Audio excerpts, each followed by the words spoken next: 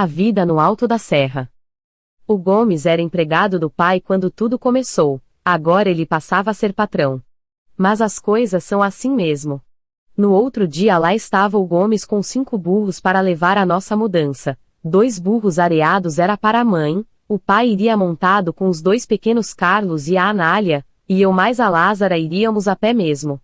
Nós íamos morar no alto da serra, uns 20 quilômetros antes de Caraguatatuba.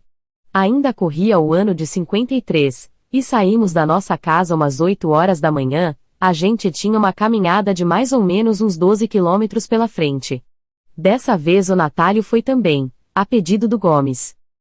Chegamos no alto da serra quando foi lá pelas 3 horas da tarde, entrando nas imediações da fazenda ainda tínhamos de caminhar mais uns 3 quilômetros para chegar na casa que nós íamos ocupar, sem contar que todo mundo estava sem comer nada. Lá onde nós paramos e saímos da estrada principal para pegar outra estrada que nos levaria para a carvoaria. Ali tinha o armazém do Benedito em Boava, ali o Gomes comprou bastante pão com mortadela e doces. Nossa! Que alegria! Para nós aquilo era um verdadeiro banquete. Daí devíamos seguir mais umas 2 horas até chegarmos aonde seria a nossa nova morada. Quando foi lá pelas 6 horas da tarde, só de sentir aquele cheiro de mato, cheiro de fumaça de forno de carvão queimando a gente já sentia uma outra vida, outra alegria embora fosse um verdadeiro sertão aquilo ali. A gente estava respirando um ar que fazia bem para o espírito, há muito tempo a gente não sentia uma felicidade daquela, desde que saímos do Lourenço Velho para ir a Biritiba. Era uma casa de 2 cômodos de pau a pique. Privada, como sempre, não existia, era no mato mesmo. Já era mais ou menos umas 5 horas da tarde, começamos a ajeitar os móveis. Já começava a escurecer, um corre aqui, outro corre dali para ir buscar lenha, para pegar água. A mãe já acendeu fogo no fogão e acendemos as lamparinas e o fogo aceso. A casa já ficou com calor e iluminação. A mãe, coitada, mesmo cansada e com dor no pé, tratou de fazer uma jantinha para nós. Bem, não preciso entrar em detalhe, pois no outro dia agora a gente ia fazer o que gostava e sabia fazer, o carvão. Até o pai estava animado, mais tarde os homens apareceram por lá para mostrar onde poderia ser feito os fornos, e qual seria o nosso lenheiro, pois tinha mais carvoeiro trabalhando lá, daí a frente dependia de nós, eu, a Laz e o Natálio, que novamente estava na frente, e pegamos pesado, com alegria. Nossa, como era gostoso! Só que aí o Natálio pegou firme conosco, na primeira quinzena a gente já tinha dinheiro para receber, o negócio estava muito bom, fizemos derrubada e muita lenha cortada para os fornos, o Natálio fazia muito mutirão, o povo do lugar por intermédio do Gomes atendia o convite para nos ajudar, fizemos mais de 5 fornos, o negócio mudou de água para o vinho, como diziam os antigos.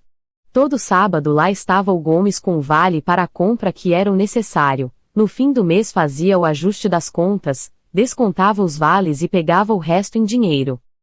Dali onde nós morávamos até a cidadezinha de Biritiba era mais ou menos uns 5 quilômetros, e pelo menos 2 a 3 vezes por semana ou mais o Natálio íamos na vila depois do horário de trabalho, que era depois das 5 horas, que o trator ia buscar os trabalhadores que moravam ao longo da estrada, e daí nós pegávamos carona com ele e íamos até a cidade. Daí a mãe mandava nós trazermos alguma coisa que faltava em casa, e nós ficávamos curtindo por lá até lá pelas 10 horas mais ou menos e voltávamos para a casa a pé, mais ou menos uma légua a pé até chegar em casa, lá por volta de 1 hora da madrugada, coitada da mãe até essa hora ela ainda não tinha dormido esperando por nós. E numas dessas andanças que nós fazíamos à noite, um dia nós tivemos uma surpresa. Era por voltada da meia-noite, já bem perto de casa, em uma grande curva da estrada, do lado de cima, lembro bem como se fosse hoje, havia um grande capão de mata, do lado de baixo havia um rio, o mesmo rio que passava lá em casa. A lua estava bem clara e ali também existia um grande barranco que dava ao longo da estrada. Testemunha diziam que ali há algum tempo atrás houveram umas mortes, como e que jeito foi ninguém sabe, a gente só sabia que ali foram mortas umas pessoas, e quando a gente passava fora de hora por ali a gente sentia um calafrio percorrer a espinha, E a gente ouvia lá na cidade muitas histórias de que aquela estrada era muito assombrada e quem se arriscava a passar por lá fora de hora tinha muitas surpresas. E nós estávamos nessa barca, a estrada tinha sumido, nós víamos um clarão à nossa frente, nada mais que isso, um zumbido ensurdecedor, nós estávamos dentro daquele raio do clarão. Só que nós estávamos paralisados, lembro que falei para o Natálio, estou com medo. Ele respondeu, fica quieto, porque eu também estou morrendo de medo, não sei o que está acontecendo conosco. Lembro como se fosse hoje, agarrei nele, e disse, nós vamos morrer? Não. Claro que não, só que a voz dele estava muito indecisa, eu estava muito trêmulo, morrendo de medo e disse para ele.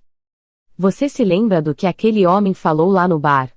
Que esta estrada era assombrada? E agora? Essa assombração vai matar a gente? Vai matar coisa alguma, respondeu o Natálio, vamos ficar aqui até dia clarear, vamos ver o que eles podem fazer conosco. Fazia um frio lascado, era meio de junho, eu tremia tanto de medo como de frio, imagina a gente ficar ali até o dia clarear. Já que a hora não era nem 1 da madrugada, pensou ter que ficar naquele frio até às 5 horas da manhã.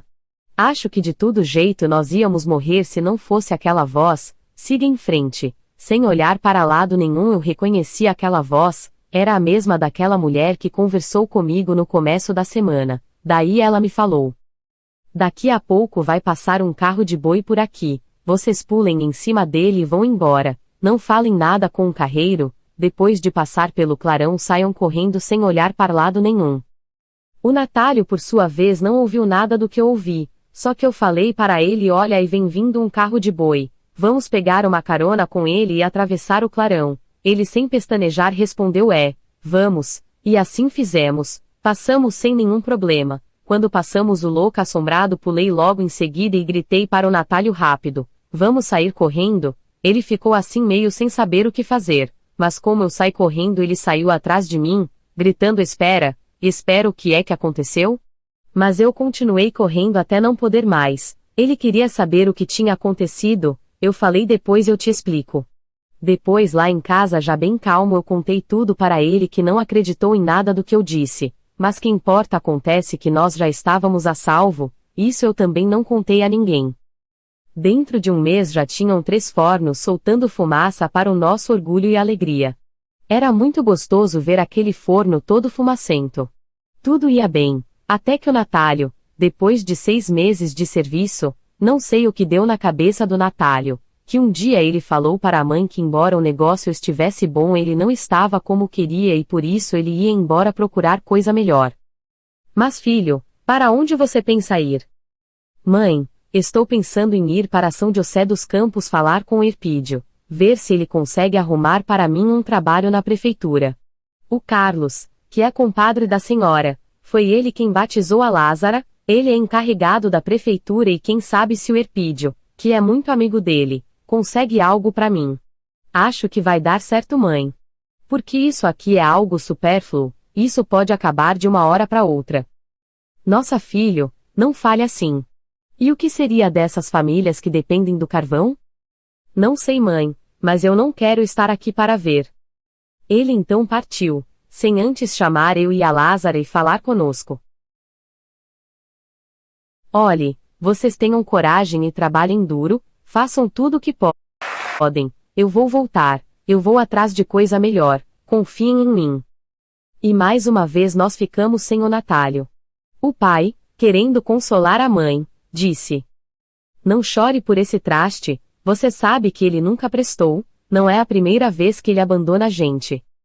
Não fale dele assim, com ele aqui a gente já passava por muita dificuldade. Agora imagina sem ele, só com essas 2 crianças para trabalhar, o que podemos esperar?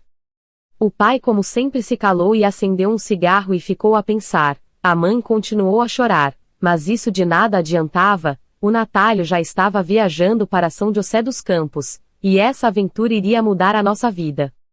Eu não sei, mas parece que foi um anjo que iluminou o Natálio, pois não passou 3 meses o negócio virou de cabeça para baixo. O dono da fazenda, o Dr. Aguiar, foi assassinado pelos Rochas, aqueles que eu já falei lá atrás. Vou contar essa história mais para frente. Daí sobrou novamente para eu e a Lasa. Fazer o quê? Pegamos pesado, a gente já estava acostumado naquela vida. Tocamos o barco mesmo sem o Natálio, a mãe como de costume, mesmo escorando com porrete ela nos acompanhava nos fornos para nos dar força, pois devido à nossa idade a gente não tinha nenhuma responsabilidade, nem dinheiro. Só vale, todo sábado o Gomes nos dava um vale para nós gastarmos no armazém do senhor em Boava, quem ia fazer as compras era eu e a Lasa, isso sem contar que era para nossa alegria, primeiro que nós não precisávamos trabalhar, segundo que a gente ia passear, nós íamos sempre cedo, entregávamos o vale e a lista que a mãe fazia, arroz, feijão, fubá, óleo, açúcar, etc. Ele ia olhando a lista, pesando tudo e colocando em cima sobre os olhares de outros clientes curiosos que chegavam a perguntar aonde é que vocês moram? E assim por diante, aonde que vocês trabalham? Por que os seus pais não vão com vocês? Todo sábado a gente ouvia esse tipo de pergunta. A gente dava um sorriso, muito tímido e abaixava os ombros como que dizendo, deixa para lá. Alguns até pagavam doces para nós, para a nossa alegria, porque muitas vezes o valinho não dava para levar todas as compras, tinham que diminuir algumas coisas. Depois de feito a compra a gente ajeitava tudo dentro do saco e já amarrava a boca do saco deixando um pedaço aberto. Ali nós enfiávamos um pau, que servia de bangui. Para quem não conhece é um pau atravessado, cada um pega numa ponta e o peso fica no meio e cada um pega numa ponta.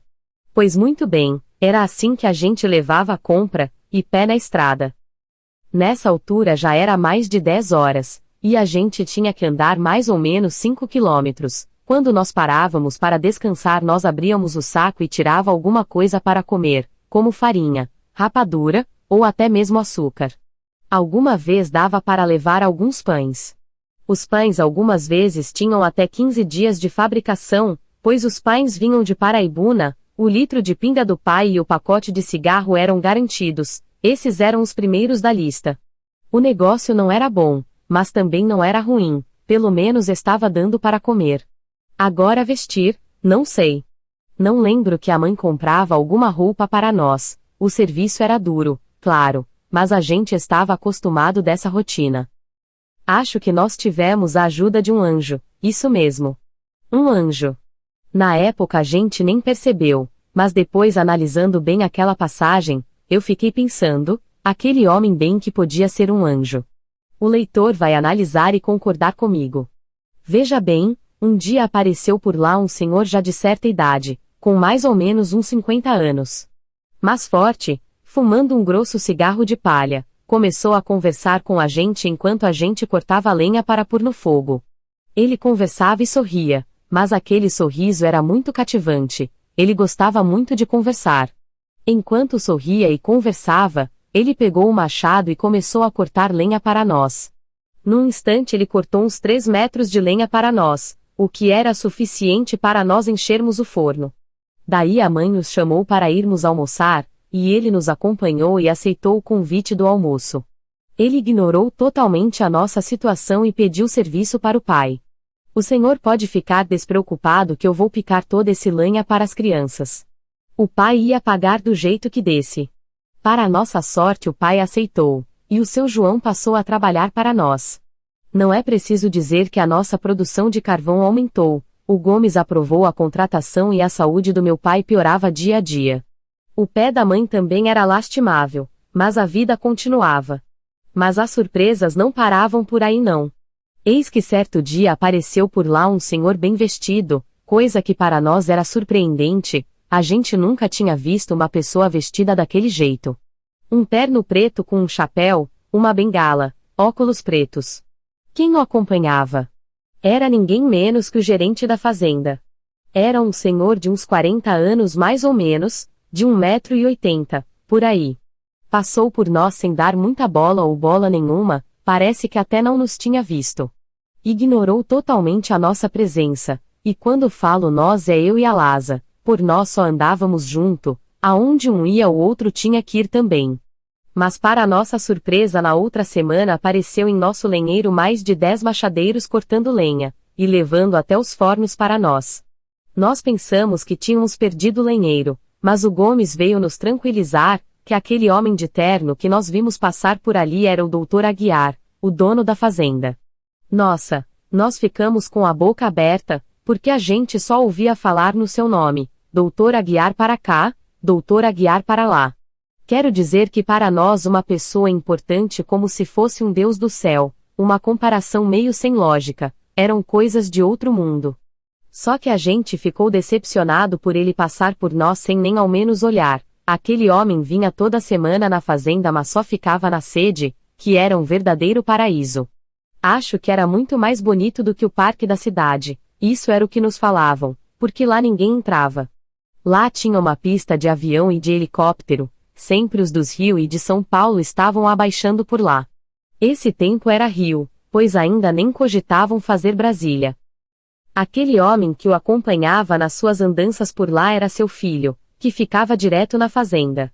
O nome dele era Pedrinho, lá na frente eu vou falar mais desse Pedrinho. Para o leitor ficar sabendo quem era esse Pedrinho, marca bem esse nome, certo? Pois bem, quem andava lá pela fazenda era o encarregado, porque o Pedrinho não ia nunca visitar as propriedades, quem ia era o Luizinho, o encarregado. Era um sujeito muito, mas muito bacana. Ele ficava horas e horas conversando com a gente, contando histórias e falando do patrão e da fazenda e de como era a sede, que a gente ficava maravilhado. Ele nos prometeu que quando Pedrinho não estivesse lá, porque ele vinha muito para São José e outras cidades, ele ia nos levar para conhecer a sede a fazenda. Mas isso nunca ia acontecer, sabe por quê? Continue lendo essa fantástica história que vocês vão ver porque isso não se realizou. Mas voltando novamente com o Gomes falando com o nosso pai, nós estávamos sempre de anteninha ligada, embora não pudéssemos ficar escutando a conversa, mas a gente sempre ficava por trás da cortina de saco de estopa que servia de porta para o quarto. Ali nós escutávamos toda a conversa. Ele continuou conversando com o pai e a mãe. Olha, compadre, quanto ao lenheiro o senhor pode ficar despreocupado.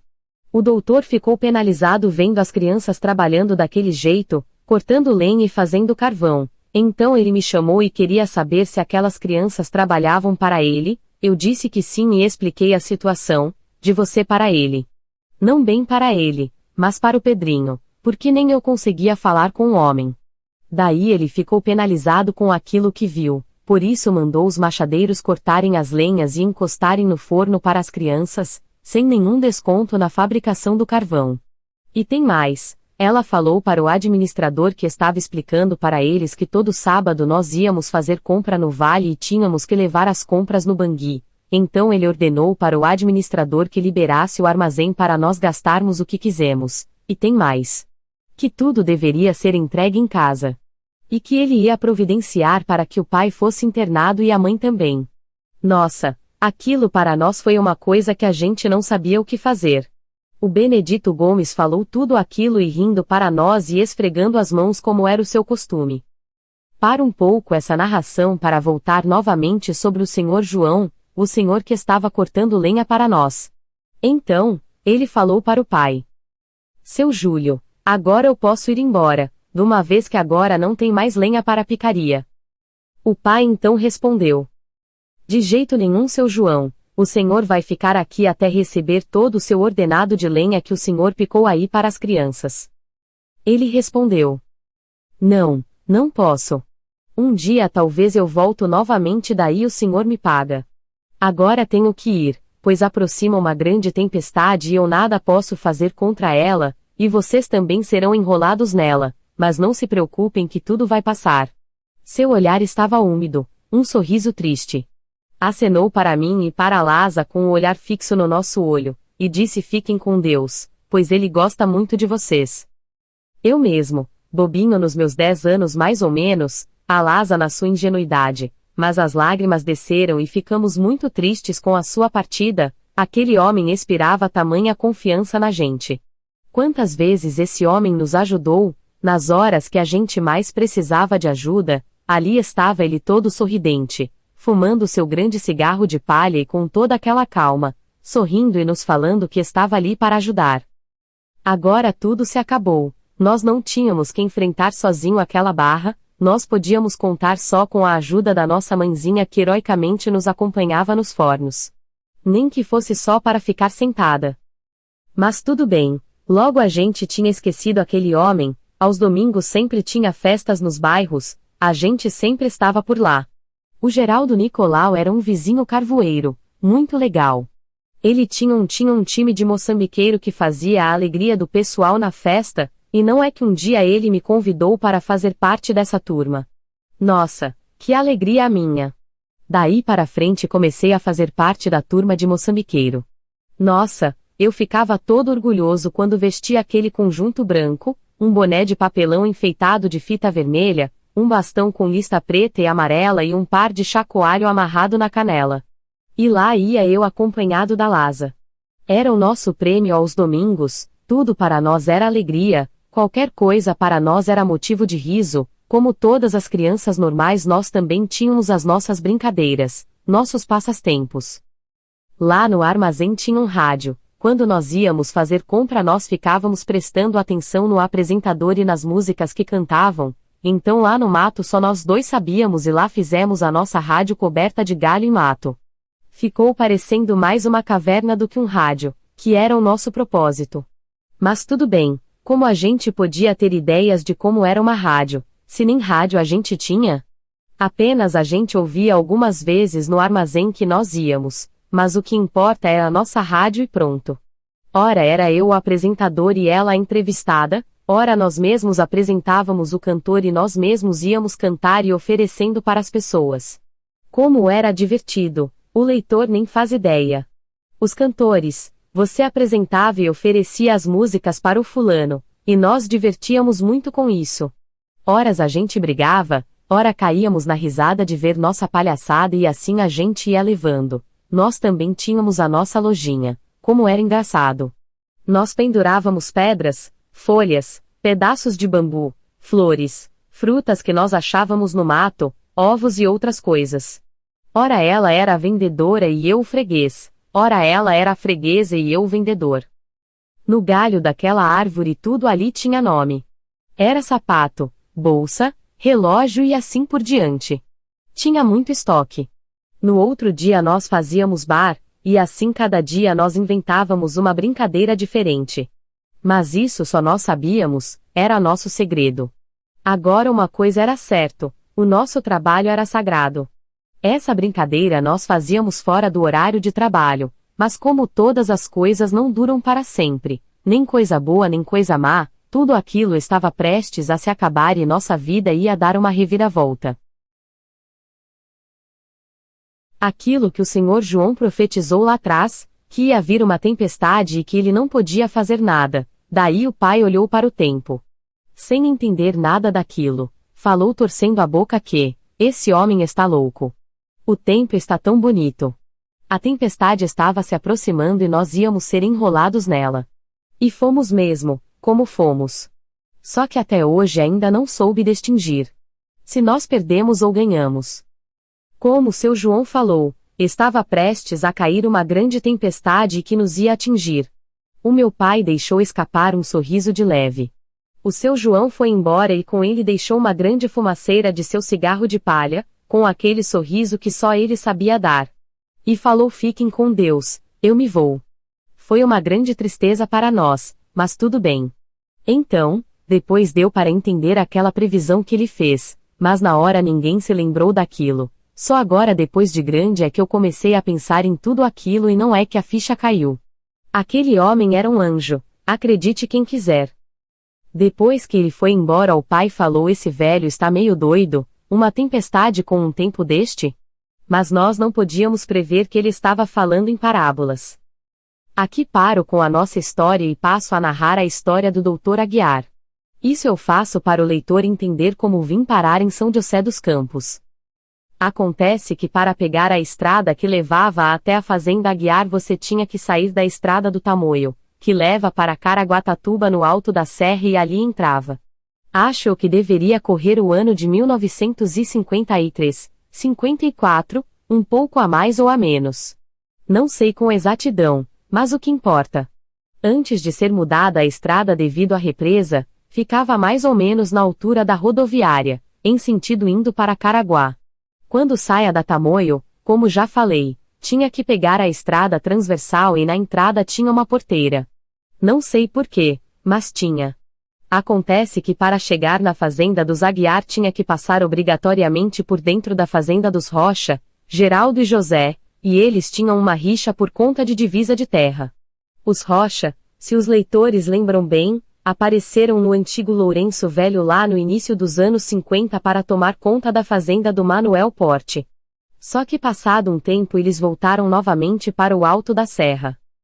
O Aguiar tinha um filho por nome de Hamilton, ele era conhecido na fazenda por Dr. Hamilton. Me parece que ele era engenheiro, ele morava em São Paulo e toda semana tinha que ir até a fazenda. Numa dessas vindas o Dr. Hamilton apareceu morto numa curva da estrada. O tempo passou e ninguém ficou sabendo quem matou o filho do patrão, mesmo a polícia da época, das comarcas de Paraibuna, Taubaté, São José dos Campos e até São Paulo investigando, isso eu não sei, estou falando por minha conta, porque a família Aguiar era gente rica e muito importante, mas os Rocha também eram ricos e importantes, pelo menos em São José dos Campos. E nada foi descoberto até aquela data de 1955. Passado já 5 anos da morte do seu filho, Dr. Hamilton, como de praxe toda sexta-feira o Dr. Aguiar vinha de São Paulo para visitar a fazenda e trazer dinheiro para pagar os empregados. E numa dessas visitas ele também foi assassinado. Acontece que quando ele descia do bondão que vinha de São Paulo, ele andava a pé mais ou menos uma légua até chegar na sua fazenda. Então os mesmos Rochas lá de trás estavam envolvidos nesse bárbaro crime. Eles o emboscaram numa curva do caminho e o mataram. Foi um dia de tristeza para o povo do bairro. Contando conosco aquela notícia foi muito triste, ninguém queria acreditar. Foi mais triste para nós do que quando Getúlio Vargas morreu, porque a gente sabia que aquela morte ia causar sérios problemas para nós e para todas as pessoas que dependiam daquela fazenda. Ninguém queria acreditar naquela notícia, mas era a realidade. Mataram o nosso patrão e nós teríamos que pagar por aquilo. Não só nós, mas todos que dependiam daquela fazenda. E a repercussão disso não demorou, pois a fazenda foi embargada. Os fornos que já estavam fechados esperando esfriar para serem abertos não puderam mais serem abertos. Os que estavam queimando continuaram queimando, até virar cinza. Resultado, tudo parado, ninguém podia mexer em nada até segunda ordem. Os nossos vales de compra logicamente foram suspensos. Se o negócio estava ruim agora ficou pior. Para nós, as crianças, que maravilha! Agora a gente podia dormir até tarde, legal. Mas a gente não notava a aflição do pai e da mãe. No outro dia apareceu o Gomes por lá com um ar de tristeza para fazer o acerto com o pai. Compadre, infelizmente o negócio parou tudo. Vocês podem ficar aqui até quando quiser, mas quanto ao serviço está mesmo parado. A gente não sabe o que vai virar isso aqui daqui para frente. Sinto muito, mas no momento nada mais posso fazer por vocês porque eu também estou na rua, ou melhor dizendo, estou fora. Por sorte o nosso pai tinha dinheiro ganho, dinheiro esse que ia ajudar muito nós. A polícia começou a trabalhar incansavelmente nas investigações. É aqui que paro um pouco com essa narração, pois a gente volta novamente a narrar esse crime e como a polícia conseguiu desbaratar a quadrilha. Vamos novamente voltar lá para o alto da serra, e acompanhar de perto a morte do Dr. Aguiar e como a polícia conseguiu desvendar o assassinato e colocar todos na cadeia. O povo do bairro já pensava que era outro crime sem solução, inclusive o Pedrinho que não saia do armazém do senhor Emboava onde se reunia todo o pessoal do bairro para ficar sabendo tudo o que acontecia nas redondezas, e ele esnobava falando: duvido que a polícia vai descobrir os criminosos que matou o meu pai. Acontece que esse Pedrinho era metido a importante só porque era filho de criação do casal Aguiar. E sempre tomando a sua cervejinha ele dizia, vai acontecer igual o crime do Dr. Hamilton. Mal sabia ele que a polícia estava trabalhando a todo vapor em cima do caso. Acontece que depois de um trabalho muito bem feito da equipe da polícia, foi possível descobrir quem eram os assassinos. Acontece que o Dr. Aguiar tinha levado um tiro fatal, e ele dificilmente andava de carro, com certeza ele tinha carro, mas o seu costume era ir de São Paulo de bondão até o alto da serra. Lá ele descia do bondão, ele cortava a pé até a sua fazenda. Algumas vezes o Pedrinho, administrador, ia de charrete buscá-lo. Acontece que o caminho que ele fazia tinha uma grande curva, não sei se o leitor entendeu bem a explicação, mas quem estava do outro lado via quem vinha do outro lado e foi justamente aí que armaram a cilada para matá-lo. A distância era de mais ou menos 1 quilômetro, foi aí em cima de um barranco que os assassinos ficaram por mais ou menos 3 dias aguardando a vinda do homem. Acontece que toda sexta-feira ele vinha para a fazenda por mais algum motivo ou ele não veio na segunda. Para o seu azar, e para azar também dos assassinos que ficaram de plantão sem saber ao certo quando ele vinha, a polícia trabalhando em cima para tentar descobrir como mataram o homem, pela perícia ficou sabendo que o tiro foi disparado de uma distância bem longe, não foi a queima-roupa. Então a investigação começou a vasculhar de palmo a palmo o caminho. Acontece que era uma estrada aberta recentemente, ou alargada recentemente, sei que as terras estavam ainda todas moles. Muita terra amarela, onde facilitou um pouco o trabalho da polícia. Então eles foram examinando minuciosamente os 2 lados da estrada, até que acharam um vestígio no barranco. Ficaram todos eufóricos, era exatamente dali que saiu o tiro. Dali eles avistaram perfeitamente a curva do caminho, que obrigatoriamente ele tinha que passar por ali. Muito visível para quem estivesse no barranco. Acho que o leitor deve estar entendendo a narração, fazendo assim ideia de como era o local. Pois bem, os policiais não cabiam em si de alegria de tanto que era a euforia. Um momento antes eles queriam parar para tomar um lanche, pois já era bem tarde e todo mundo estava com fome. Agora depois disso, esqueceram do lanche. Quem comandava a operação pedia calma e concentração. Ele ainda estava falando quando outro policial, que estava mais à frente no meio do mato, deu um berro: achei, achei. Daí todo mundo esqueceu as instruções do chefe e correram uns 10 metros barranco acima, lá estava o que eles estavam procurando. Daí cercaram a área, e aí foi fácil, toda a investigação foi feita. Um pau atravessado em cima de 2 ganchos para apoiar a arma. Tinha várias marcas de sola de sapato, que quer dizer que eram várias pessoas que participavam do assassinato. Acharam as cascas da bala em questão. Mas o que mais chamou a atenção dos policiais foram as cascas de ovos cozidos que eles comeram lá, eram muitas cascas. Eles deduziram que a pessoa que estava levando os ovos cozidos era da área. Pelo menos um cara dali pitava cigarros de palha, pois acharam algumas pontas de cigarros. Agora as cascas dos ovos era meio azulada, enquanto alguns dos homens examinavam mais detalhadamente. Lá em cima outros pesquisavam melhor a área, inclusive do lado de baixo da estrada. E sabe o que foi que eles descobriram? Surpreendente. O rastro de uma bicicleta. Nessa época de 54, 55, era muito difícil alguém ter uma bicicleta, ainda mais no mato. E para ajudar o trabalho dos policiais, ou por pura sorte, não sei, a bicicleta tinha as marcas Monarch nos pneus. Acontece que a Monarch soltou uma série de bicicletas com o carimbo da Monarch, na volta inteira do pneu tem a letra bem grande e grossa, bem profunda. Daí os policiais se abraçaram, pronto, estava descoberto o mistério. O cara chegava, e como não podia levar a bicicleta a barranco acima, ele encostava ela numa árvore do lado de baixo da estrada, o rastro do seu sapato também batia com as marcas que acharam no local. Então agora era só descobrir por ali quem tinha uma bicicleta Monarch que tinha criação de galinhas que botavam ovos azulados.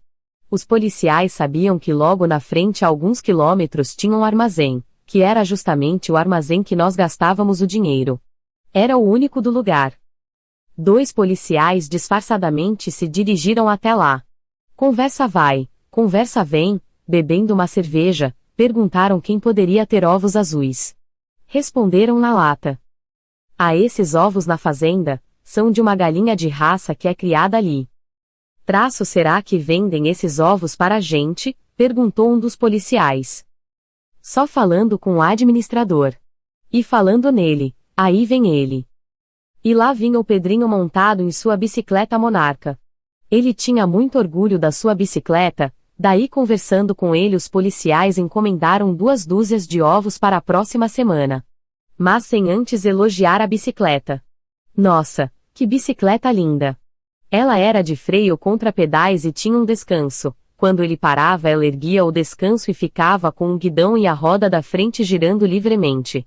Na realidade, era mesmo uma bicicleta muito bonita. Com tudo acertado, os homens se despediram e foram embora, só que o Pedrinho, que era o administrador da fazenda e o filho de criação do Aguiar, esse homem foi criado no peito da mulher do Aguiar. Com a morte do Dr. Hamilton anos antes, o casal já não tinha mais filho, e ele era herdeiro de toda a fortuna do casal. Os policiais foram embora e no outro dia um esquadrão inteiro de polícia, para o espanto de todo mundo, invadiram a fazenda tirando o Pedrinho da cama sem dar tempo de nenhuma reação. Os homens que estavam no armazém eram 2 delegados e falaram para o Pedrinho: viemos buscar os ovos que combinamos ontem. E já foram metendo as algemas nele e jogando para dentro do carro da polícia e já foram para Paraibuna. Ah, bicho, daí a casa caiu. Ele entregou todo mundo. Lá tinham os carvoeiros negão, o nome dele era Euclides, era um senhor de cor muito sério, e tinha 3 filhos, o nome eu não sei. Sei que um deles estava envolvido no crime, era o mais velho. Era um negão muito forte de 1,80 m mais ou menos. Era ele o dono do cigarro de palha que eu citei lá atrás, o nome dele era Zé Euclides. O Pedrinho foi quem matou há 5 anos o Dr. Hamilton, filho do Aguiar. Tanto o filho como o pai foi assassinado pelo Pedrinho, Amando dos Rochas. Sabe quanto ele recebeu por essa ajuda? 50 merréis. Não sei quanto vale agora em 2008, isso foi em 1955. Se vocês se interessarem, façam as contas. Acontece que toda a quadrilha foi desbaratada e presa e os Rochas acharam onde? Se eles se encontravam lá em Lourenço Velho? A polícia não sabia, mas eles eram conhecidos em São José. Agora o que eu não fiquei sabendo é se a polícia conseguiu por eles na cadeia. O Pedrinho colaborou com esses crimes, mas ele sabia que ele era o único herdeiro da fazenda, de uma vez que a viúva não tinha mais herdeiros. Daí ele daria a parte que os Rochas queriam, e tudo bem. Ali tudo era dele, é lógico que teriam que dar fim também na mamãe de criação. Mas isso seria muito fácil, de uma vez que já dera cabo no filho e do marido, dela seria só questão de tempo. Mas por Deus, saiu tudo errado e foi todo mundo para a cadeia. Diz que um dia a mulher, a viúva do Aguiar, chegou na delegacia de Paraibuna e disse que queria visitar o Pedrinho e dar para ele um bolo. Mas como de praxe o bolo tinha que ser examinado antes de ser levado para o preso e não deu outra. Dentro do bolo estava uma peixeira e aquele rolo todo, como ela era uma mulher muito importante, ficou tudo no silêncio, mas a intenção dela era matar o Pedrinho. Não passou nem uma semana e lá estava ela de novo querendo ver o Pedrinho, só que dessa vez ela não trazia nada. Tudo bem, os policiais a deixaram entrar. Mas como ela estava demorando, eles foram ver o que estava acontecendo, e não é que ela estava quase matando ele enforcado pelo buraco da grade. Os policiais com muito custo conseguiram separar e tirá-lo de suas mãos. Ela não podia acreditar que ela deu de mamar, aquele que ela trocou fralda e mimou em seus braços, tinha assassinado seu filho e o seu marido. Todas as vezes que o Aguiar ia para a fazenda, ele ia com os braços cheios de presentes para ele.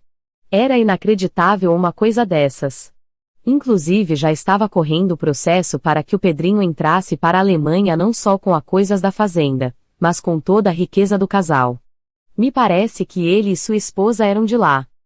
Fiz esse relato graças ao Luizinho, que era braço direito do Pedrinho. Eu inclusive já falei dele lá atrás.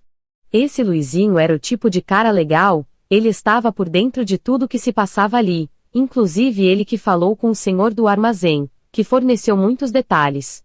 Os policiais contavam tudo o que acontecia para ele, e ele contava tudo para os seus fregueses e eu ficava só escutando o papo. Em apenas uns 3 ou 4 dias após o crime já estava tudo resolvido e todos na cadeia. Só que ninguém sabia explicar se os Rochas foram presos. E o Luizinho tomou o lugar do Pedrinho como administrador e pronto. Encerra-se aqui mais essa aventura. Passo a narrar agora a nossa vida. Daí nós ficamos ainda por lá mais um mês para ver se surgia mais algumas coisas que pudesse nos ajudar, mas a ajuda veio de onde a gente menos esperava. O Natálio nos largou lá na serra e veio para a cidade de São José dos Campos para trabalhar na prefeitura. Não bem na prefeitura, mas sim na Comai. A Comai era a empresa que cuidava da água aqui na cidade, como é agora a Sabesp. Pois muito bem. O Natálio, depois daquela encrenca que teve com o pai lá em Biritiba Mirim, nunca mais morou em casa, pois desde criança eles viviam encrencando, nunca se deram bem. Lembro-me que uma vez ao chegar com a tropa era mais ou menos 10 para 11 da noite, meio chuvosa, o pai ainda lidava com todo o trabalho, inclusive a tropa. Era um fim de semana, dia de pagamento. O pai abusou um pouco mais da bebida e ficou bebendo uma com os tropeiros. Quando saíram do armazém já passava das 8 horas da noite, uma chuvinha fina que parava no vento frio que cortava. Todo mundo bêbado, menos o Natálio, que tinha na época uns 15 anos e não bebia, só fumava, ainda escondido do pai, porque se ele soubesse era complicado. Não sei se ele não sabia ou fingia que não sabia, não sei. Eu e a Lasa pitava era o pitinho feito de pau de mamona, o fumo que nós usávamos era de folha seca de coruru, isso já narrei lá atrás. Então, quando eles chegaram em casa com a tropa, faltava 2 burros. O pai bêbado, pegou um pau de barbante.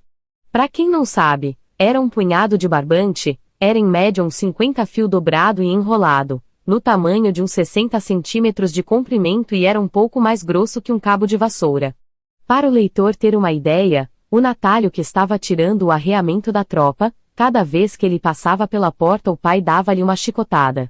A mãe, coitada, não podia fazer nada, senão era perigoso para ela também. Daí o meu avô que teve que intervir, quase que deu um baita rolo, mas felizmente tudo acabou bem, só que o Natálio guardou mais uma bronca em cima do pai. Eles não se davam de jeito nenhum, por isso depois daquela briga que houve lá em Biriba não teve mais jeito, o negócio foi a separação.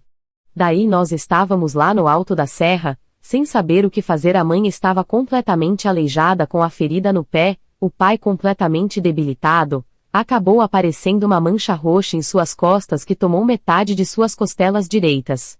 Aquilo partiu e corria água o dia todo, nós sem serviço, deu pro leitor sentir o sufoco do pai e da mãe. Mas quem apareceu por lá para nos ajudar? Para a alegria da minha mãe, o Natálio. Ele veio para nos buscar sem saber da nossa situação, é claro. Ele chegou já era mais de meia-noite. Chegou com boas notícias. Disse que estava morando com o Erpídio e que já tinha começado a trabalhar na Comai. O encarregado de lá era o seu Carlos. Esse seu Carlos foi o meu padrinho de batismo, embora eu não cheguei a conhecê-lo, mas a mãe falava muito dele. Ainda existia a casa dele, era bem ali naquele morro que dava acesso para a Vila Rossi, naquela primeira entrada, onde tem um posto de gasolina. Pregado com a sua casa tinha uma igreja evangélica. Ele era muito amigo do Erpídio, pois a sua esposa, a minha cunhada Emília, foi criada ali naquele pedaço e os seus pais moravam na rua de trás.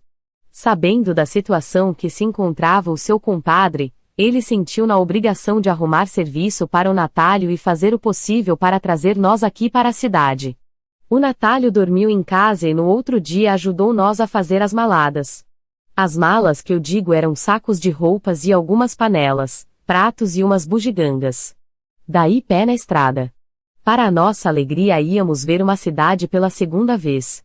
Quanto à mãe e o pai, não sei o que eles estavam sentindo.